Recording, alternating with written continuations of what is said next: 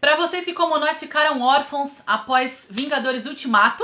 Agora é hora de saber tudo sobre a nova série da Marvel, Falcão e o Soldado Invernal. Então vem com a gente que a gente vai descobrir tudo o que acontece nesse primeiro episódio.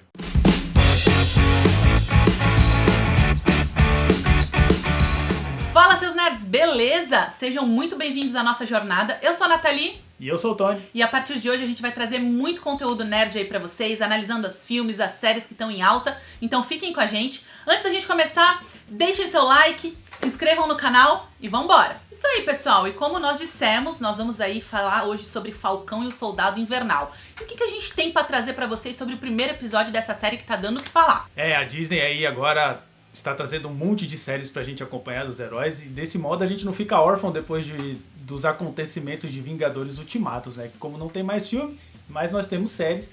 E o mais legal de tudo, essas séries estão todas interligadas com o MCU.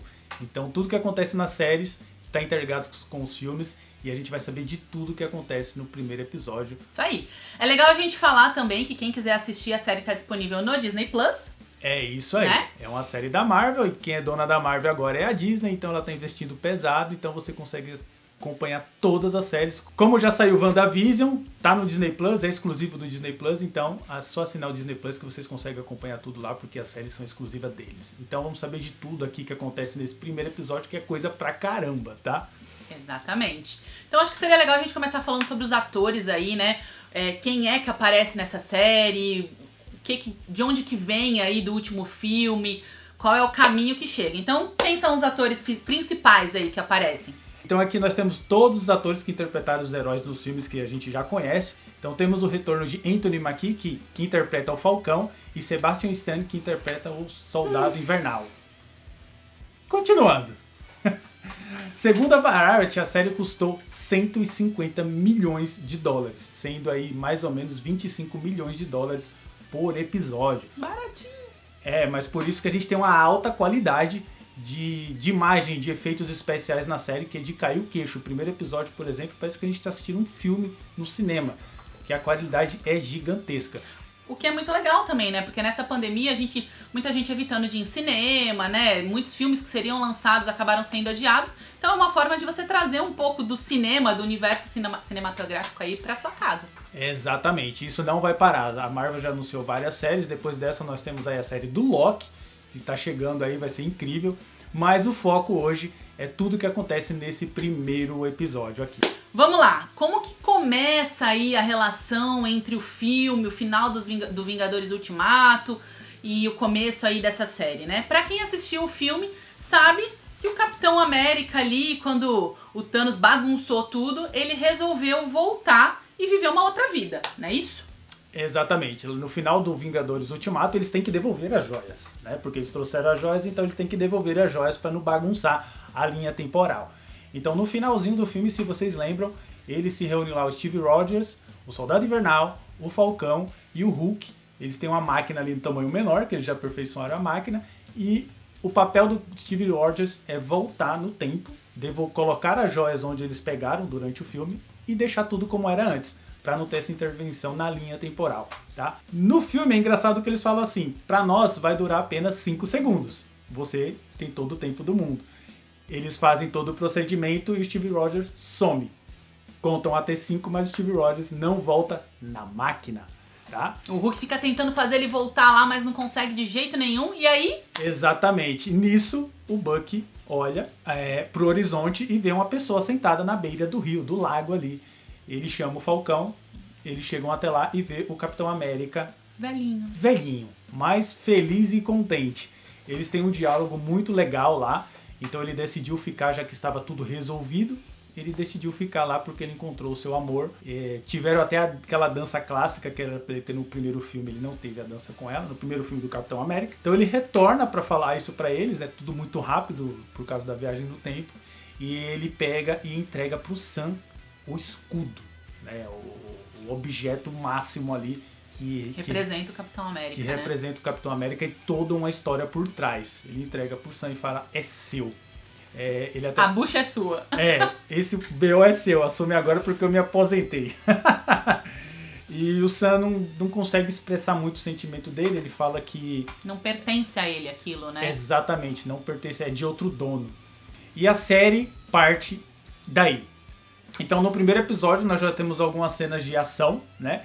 A gente vê lá que ele tá preparando o escudo, que ele vai para algum lugar, mas ele é chamado no rádio para o trabalho. Ele precisa fazer uma intervenção que chamou ele para fazer o trabalho.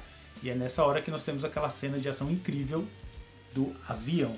É, muito legal mesmo.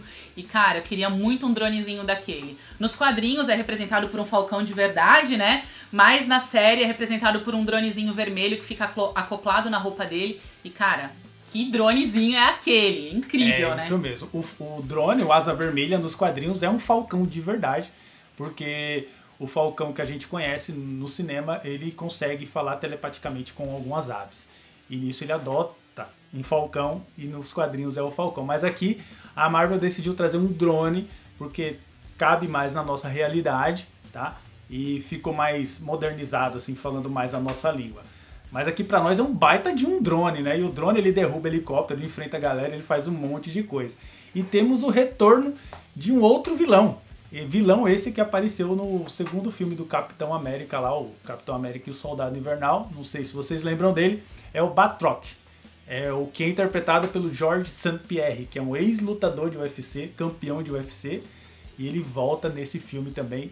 Eles sequestraram uma pessoa e o papel do Sam é resgatar essa pessoa, sendo que eles não podem ali entrar no espaço aéreo de outro país. Então nós temos uma sequência de cenas de ação que é de tirar o fôlego. Já no começo da série a gente fica nem pisca sem respirar. É muito legal. E aí a gente encontra esse cara de novo, o Batroc. Nos quadrinhos do Batroc, ele não é um personagem que aparece muito, apareceu lá atrás. Ele é até conhecido como Batroc, o Saltador, porque ele tem habilidade de luta com as pernas, então ele bate muito com as pernas. Como a gente vê nos filmes, ele usa muito as pernas. Então ele retorna aqui e vai aparecer durante a série também. Ele volta, porque o cara é muito bom em fugir. No segundo filme do Capitão América ele foge. E aqui no começo do episódio ele foge de novo. E são cenas assim que fazem a gente realmente se interessar em continuar assistindo a série, né? Porque tem aquelas séries que a gente começa a assistir e fala, não sei como é que vai ser, como que não vai ser. A gente vai falar ainda sobre outras séries aí também. Mas essa série te dá vontade de ver outros episódios. E assim, era lançado um por semana, então a gente ficava naquela agonia de chegar a semana seguinte pra poder ver de novo, né? É isso aí. E a gente tem a introdução de novos personagens. E aqui nós temos o Joaquim Torres, que é um personagem que eles trouxeram dos quadrinhos, tá? Que é um personagem muito importante. Nos quadrinhos ele é um imigrante do México. Ele vem de lá com a sua família para os Estados Unidos. Eles acabam ajudando vários outros imigrantes aí e são sequestrados por uma gangue. Nesse sequestro ele descobre que essa gangue tem um líder que é um doutor, e esse doutor faz experimentos com DNA de pessoas e animais para essas pessoas ganharem superpoderes, tá? Nessa brincadeira, o Joaquim tem uma mutação do seu DNA com o Falcão. O Falcão que ele usa, que aqui é o drone, mas lá é um Falcão, e ele ganha um poder, ele fica com asas e regeneração e tudo mais, e super poderoso. Mas o Sam faz a intervenção, derruba toda a gangue, resgata o Joaquim, e aí o Joaquim vira o Falcão nos quadrinhos. Nisso ele aparece no quadrinho Sam Capitão América, né? Onde o Sam já era o Capitão América. E spoiler! Aqui... não é spoiler, porque o quadrinho já saiu já faz um tempo. Mas então... pra quem tá assistindo só a série né? Então não é spoiler, eu tô falando dos quadrinhos, tá? Então não é spoiler. Então nos quadrinhos, o Falcão, o Joaquim Torres que a gente viu aqui na série, ele vira o Falcão por um período de tempo, enquanto o Sam é o Capitão América, tá? Então depois muda tudo de novo, só pra vocês saberem quem é Joaquim Torres. Isso aí. E é legal, a gente já tá falando do Sam aí, né? Que tem uma relação dele muito bonita com a família. Ele se aproxima muito da irmã, né? Os pais dele já são falecidos. E ele se aproxima muito da irmã e vai... Porque ele sumiu durante 5 anos, né? Quando o Thanos resolveu estalar os dedinhos dele lá. Ele sumiu e aí ele retorna e ele procura essa reaproximação. Os sobrinhos já estão grandes, né? Então tem essa relação aí dele tentar se reaproximar da família. E aí, quando ele chega, ele percebe que a irmã tá numa situação financeira extremamente difícil e que tá pensando em vender o barco da família, o barco onde eles foram criados ali. E o Sam fica naquela coisa assim de vou, não vou, vendo, não vendo, mas ele quer preservar o barco. E aí tem uma cena muito legal que eles vão até um banco. O Sam consegue convencer a irmã dele de que ele poderia tentar utilizar o nome dele, o fato dele ser o Falcão, pra conseguir um empréstimo. E aí eles vão até um banco pra tentar conseguir esse empréstimo. E chegando lá... eles têm a surpresa. É mais uma parte legal da série, porque nessa série elas trazem pra gente problemas mais reais, problemas do dia a dia. Não é toda aquela grandiosidade de destruir planetas e dominar o universo. Só ficção, né? E tudo mais, né? Aqui a gente tem problemas mais pé no chão, das pessoas que ficaram aqui enquanto tudo estava acontecendo. Então, como o Sam ele desapareceu durante 5 anos como metade do planeta, ele não pôde ajudar a família como ajudava antes. Então a irmã dele fala, olha, eu fiquei sozinha com crianças pequenas, eu tive que me virar aqui sem ninguém para me ajudar. E nisso ela pegou empréstimos, fez várias outras coisas e no final o dinheiro estava acabando. Então a única opção naquele momento era vender o barco da família, que era usado pelos pais dele. E ele falou, a gente não pode vender esse barco, faz parte da nossa história. Então vamos tentar pegar um empréstimo, renegociar e tudo mais. Aquilo que a gente já conhece no dia a dia, né? Chegando lá, nem toda a influência dele de Falcão, o gerente lá até... ele quis tirar foto e mostrar que tava com o Vingador e tal, mas... mas não adiantou. O gerente até falou um negócio bem interessante, que ele falou, olha, metade do planeta voltou, então todo mundo tá querendo empréstimo e não tem como mais a gente ter esse poder pra dar empréstimo pra todo mundo. Tipo, não adianta, você não é o... mesmo você sendo o Falcão, ele até brinca, fala, pô, vocês não têm um salário, Tony Stark não ajuda vocês, não ajudava, né? Vocês, como que vocês vão fazer? E aí eles têm o empréstimo recusado. Ali eles saem totalmente desolados. E ele deixa claro, né, que apesar dele ser realmente um vingador e lutar pelo governo tudo, ele não recebe ajuda financeira grande assim do governo, nada que dê efetivamente pra ele socorrer a irmã nesse momento, né? Então é uma realidade mesmo, é o que ele tava falando. E aí tem outros acontecimentos durante o episódio e no final das contas eles vão resolver aí a situação do barco de uma outra forma. Exatamente. Então, nessas horas a gente vê que não tem um superpoder ali naquela situação que ajudem eles com essa situação financeira, mas eles estão fazendo o possível para resolver tudo aquilo ali. Exatamente. Então o Sam ele volta para viver com a irmã dele e começa ele mesmo a trabalhar no barco, que o barco tá quebrado. E se eles fossem vender o barco não ia adiantar, não ia porque pegar nada de eles iam dinheiro. ter que reformar, então é uma situação muito complicada, tá? Nesse meio tempo a gente também tem aí o retorno do Soldado Invernal, né? A gente tem o retorno do Soldado Invernal. Que mulheres, desculpa, mas ele tá muito mais gato agora. Nós vamos fazer um outro vídeo aí depois, vocês vão entender. Mas nesse filme ele tá muito mais gato, cabelinho curtinho, malhadinho, gostosinho. E nos outros filmes ele tava com realmente uma aparência mais de um soldado, de alguém que era controlado, tudo ali. Ele tá muito mais humano, muito mais homem no dia a dia mesmo, é bem legal. Posso continuar? Terminou? Era parte pra mulherada. Entendi. Aqui nós vemos um Sam totalmente diferente, com cabelo cortado, barba feita. No Soldado Invernal, lá nos filmes que a gente via, ele era totalmente uma máquina. Usava máscara, tudo bem diferente. Então é bem interessante a gente focar na história dos personagens, e aqui a gente vê que ele está enfrentando uma luta interna dele. Porque durante muitos anos, né, ele até fala durante a série que ele tem mais de 100 anos, então durante muitos anos ele foi controlado. Ele era uma máquina, ele só seguia ordens, tipo binário 01, 00, então ele não tinha reação, não tinha sentimentos, até encontrar o Steve Rogers no segundo filme. Aconselho muito vocês assistirem esse filme do Capitão América, o segundo filme, que é excelente, tá? Então até lá ele não sabia, ele era um assassino... Um robô praticamente, né? Humano, só que um robô. Isso, e era um assassino lenda. Ele agia tão de modo sorrateiro que se tornou uma lenda. E aqui a gente tem ele, sem essas travas, totalmente humano. Ele recebeu... como é que se diz? O perdão, né? O perdão do presidente, então ele tá perdoado de todos os atos que ele cometeu, que foi provado que não era ele. Tá fazendo terapia. Isso, tá fazendo terapia, tá passando lá com a psiquiatra, né? E sofre muito com os pesadelos, né? Por tudo que ele aconteceu. Imagina uma pessoa que mata, o tanto de gente que ele matou. Acho que nunca mais consegue dormir tranquilamente, né? Então é isso que ele tá enfrentando. Imagina você ser controlado, você não se lembra de muita coisa, quando você volta quem você era, volta todas as suas memórias e você vê o estrago que você fez sem querer. Então é isso que o Sam enfrenta durante a série. Ele tá tentando resolver esse problema interno dele. O Sam não. O Sam não. O Brook. Travei. O Buck. O Buck Brook. Ai, que burro, dá 0 pra ele.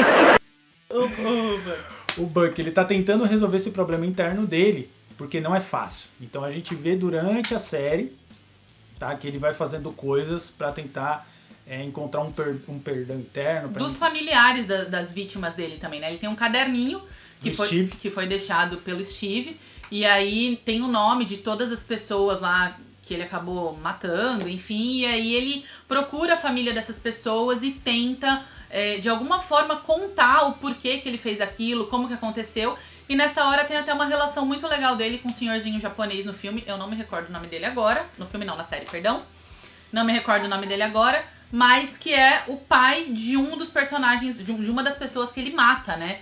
E aí ele se aproxima, ele faz amizade com aquele senhor, ele toma café com ele vai e tal, e ele fica tentando contar, e não consegue aí no primeiro episódio dizer que foi ele que matou o filho dele. E esse senhorzinho fica muito triste, ele tem um dilema muito grande de o que aconteceu com meu filho, ele morreu, mas quem matou, por que matou?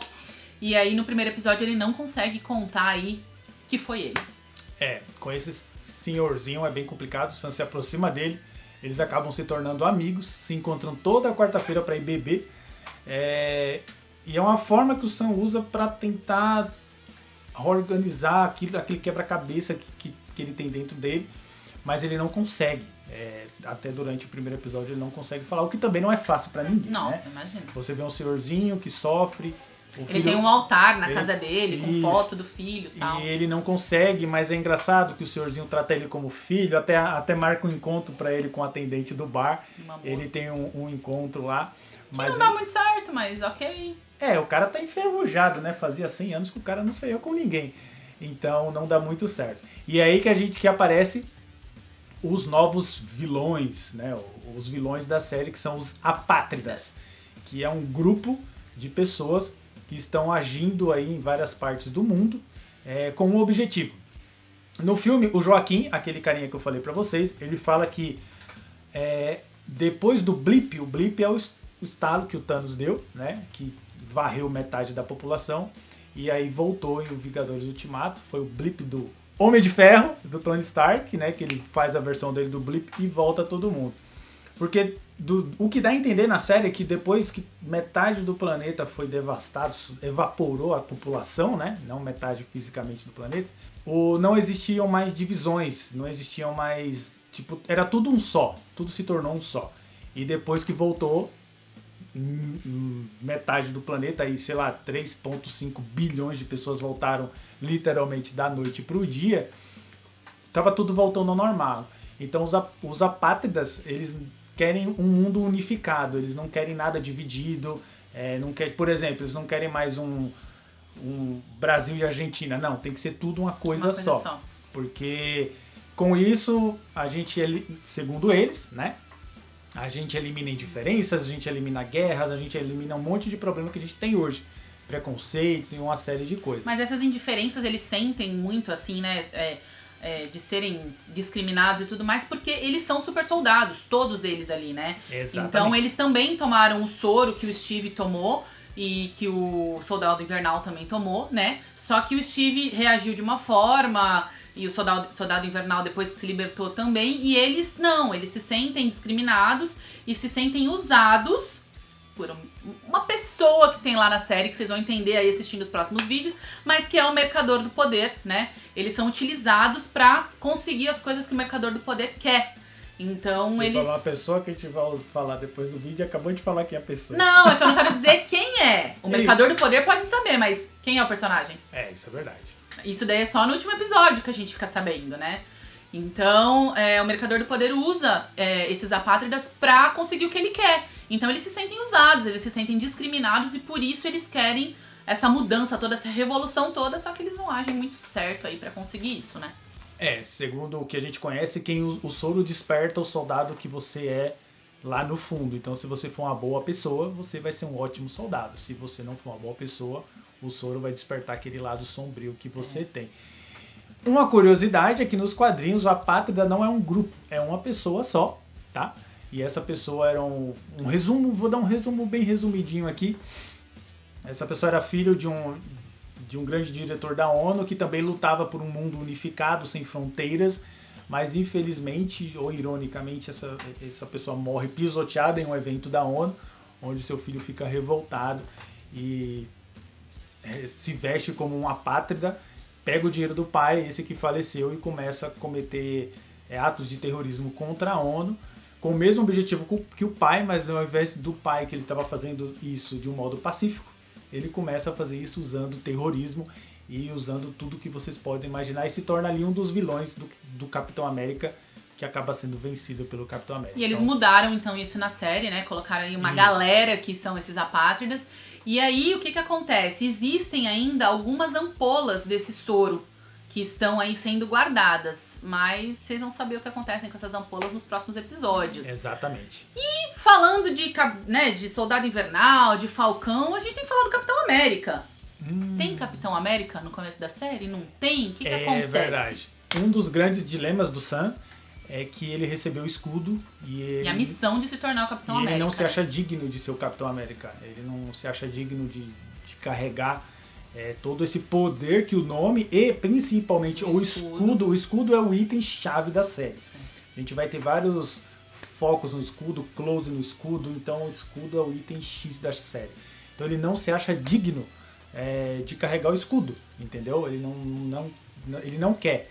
E na série, nesse primeiro episódio, ele entrega o escudo para o governo, Uma cerimônia, faz uma cerimônia e fala que o escudo ele é um símbolo, e para ter um símbolo tem que ter uma pessoa que representa aquele símbolo que não é ele no momento. E aí o governo rapidamente age, porque sabe que o mundo tá uma bagunça, né? E nomeiam um novo Capitão América. Gente, não, é sério. Vocês assistiram Up Altas Aventuras? Coloca aqui a foto do senhorzinho, do menininho lá do Up Altas Aventuras. É igualzinho. Precisa colocar a cara do Capitão América do final do primeiro episódio e é igualzinho. Pelo amor de Deus, como que tiram o Steve e colocam um homem daquele, gente? Por favor. E aí eles trazem o soldado... Ele até então ele não tinha tomado um soro, nada. Ele é uma pessoa normal que foi nomeada pra ser o Capitão América, mas a gente não pode contar mais aqui, porque aí é pro segundo vídeo do segundo episódio. E aí a gente vai contar tudo no segundo vídeo pra vocês. Então esse é um resumo do que acontece no primeiro episódio, tá? São várias coisas que acontecem ali que a gente acaba assistindo na correria.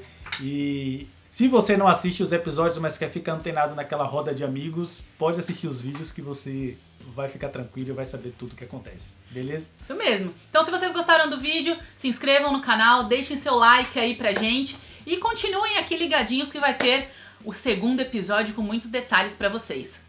Falou, galera! Tchau, tchau! Com a gente.